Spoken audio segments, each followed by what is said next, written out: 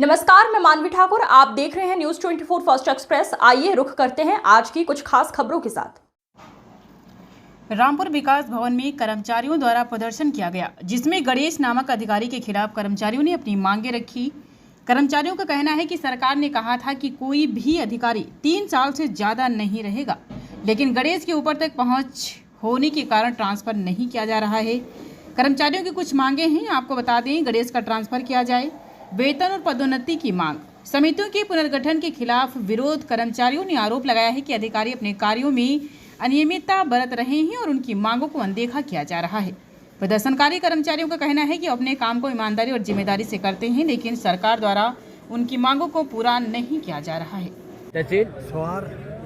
जिला जी बताएं, क्या समस्या है? समस्या ये है कि मेरे जो है सस्पेंड किया गया पैसे ना देने पर। उसके बाद पैसे लेके बहाल किया गया। सोसाइटी वो दी गई जहाँ वेतन बिल्कुल मिलने के कोई चांस नहीं, जबकि मैं छठा वेतन मान ले रहा हूँ। उसके बाद फिर पैसे दिए गए, फिर सोसाइटी दूसरी दी गई, फिर 6 महीने नहीं बीते, फिर दूसरी जगह सोसाइटी कर दी है मेरा ट्रांसफर। वहाँ 5वां वेतन मिलेगा। पूरे साल मैंने काम किया, वो वेतन नहीं मिला मेरे को। उसके बाद फिर जो है मेरा एडिशनल में जो है मतकर सोसाइटी फिर दोबारा किया।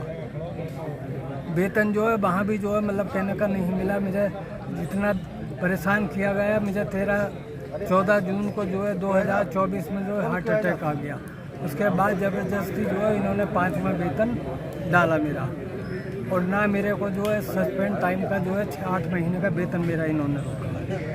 विकास भवन वाले AR कोऑपरेटिव गणेश गुप्ता। अच्छा जी, हाँ, क्योंकि बहाल इन्होंने किया था। बिना पैसे लिए काम नहीं करते। और पैसे लेके भी तो बहाल करके भी तो सही सोसाइटी दी होती, मतवाले दी जहाँ का वेतन ही ना निकले। पैसे लेके भी काम नहीं करते। और उसके बाद जो है फिर वहाँ 6 महीने के बाद फिर जो है मतलब मदकर करवाया। 2-3 महीने के बाद में पैसे दे के फिर मदकर से हटा के फिर ढकिया कर दिया साहब। ढकिया पे 5वां वेतन पूरा साल मेरा बीत गया, तो नहीं मिला। फंड भी नहीं मिला, भविष्य निधि भी अभी नहीं दे रहे हैं। तो मुझे बहुत ही ज़्यादा तंग किया गया है। फिर मुझे जो है मतलब कहने का हुआ सोसाइटी मूल रूप से देने की बजाय अटैचमेंट किया गया मुझे। जब तुम पूर्णतया स्वस्थ का प्रमाण पत्र ले रहे हो तो फिर अटैचमेंट करने का क्या मतलब रह गया। लेकिन अटैचमेंट किया दूसरे के अंडर में। कहाँ मैं सीनियर कहने का रिटायर हो गया हूँ मैं 31 जुलाई को, और मुझे सीनियर के अंडर में काम करने की, तो मेरे साथ तो बहुत ही अत्याचार हुआ। और कुछ कहना चाहते हैं? और कुछ नहीं कहना चाहते ही नहीं, यहाँ से हटाया जाए, मेरा छठा वेतनमान दिलाया जाए, भविष्य निधि मुझे दिलवाई जाए। इतनी मेरी मांग है, इन्हें यहाँ से हटा ही दिया जाए। क्या नाम है? Shri Ganesh Gupta. Shri Ganesh Gupta ji, AR cooperative Rampur. Thank you. AR तो हमने भी बहुत देखे, तो जब रिटायर हो गए, लेकिन इतना जैसा नालायक आदमी हमने ना देखा। अगर सही बात पूछा तो अगर कापी आपको चाहिए तो ये ले सकते हो। नो मैंने फोटो खींची। नहीं ले सकते हो।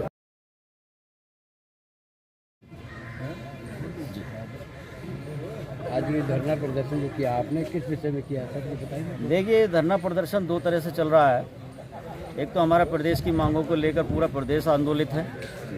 हमारे साथियों को सालों से वेतन नहीं मिला है।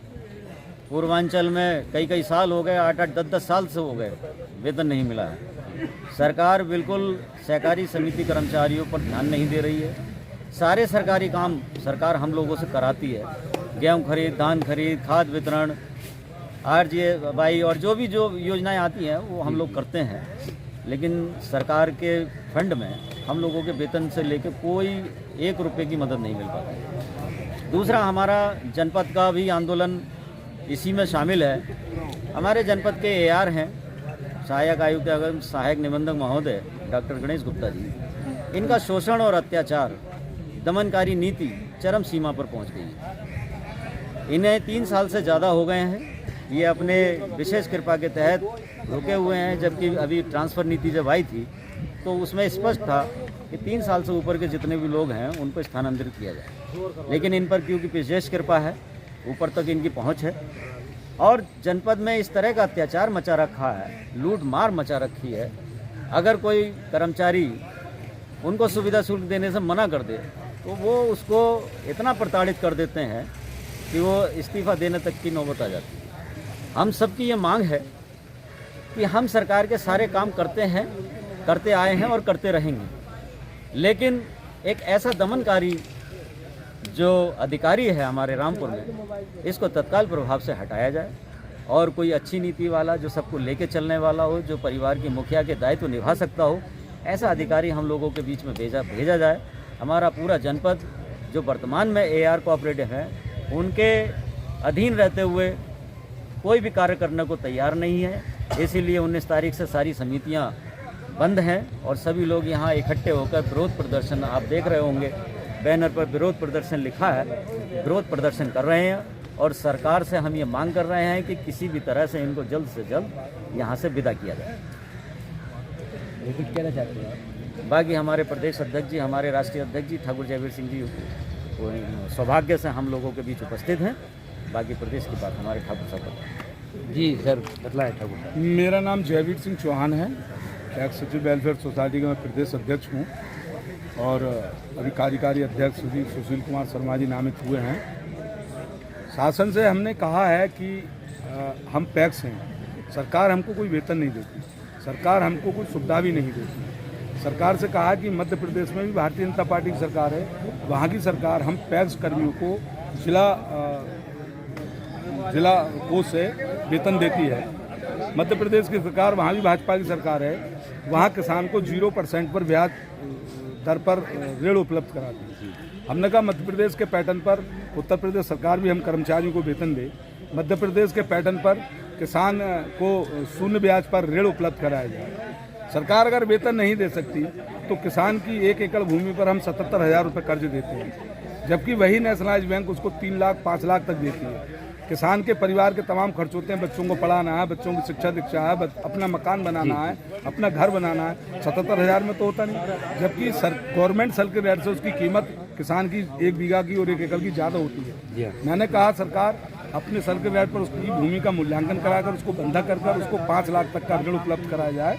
इससे जब व्यवसाय बढ़ेगा, किसान को एक छत के नीचे KCC कार्ड के तहत ऋण मिलेगा तो उधर उधर नहीं भागेगा। नेशनलाइज बैंक भी RBI पैटर्न पर काम करती है, हम भी RBI पैटर्न पर काम करते हैं, तो किसान को सारी सुविधाएं पैक्स के माध्यम से दी जाए। रामपुर में AR साहब ने कम से कम 3 वर्ष में 15 करोड़ रुपए यहाँ से धन संग्रह किया है। हम लोगों का गला घोटकर, हमको डराकर, सस्पेंशन की, निलंबन की धमकी देकर, मैं सरकार से मांग करता हूँ तत्काल गणेश गुप्ता AR रामपुर को हटाया जाए, इनके स्थान पर किसी अच्छे अधिकारी को भेजा जाए। और माननीय मंत्री सहकारिता उत्तर प्रदेश शासन से मेरा अनुरोध है, करबद्ध प्रार्थना है आपके चैनल के माध्यम से, आपके लोकप्रिय चैनल के माध्यम से तुरंत संज्ञान लें, हमारे प्रतिनिधि मंडल को बुलाएं, वार्ता करें, ताकि हम किसान की सेवा समय पर रहकर कर सकें। और कुछ कहना चाहते हैं? बस आपके चैनल से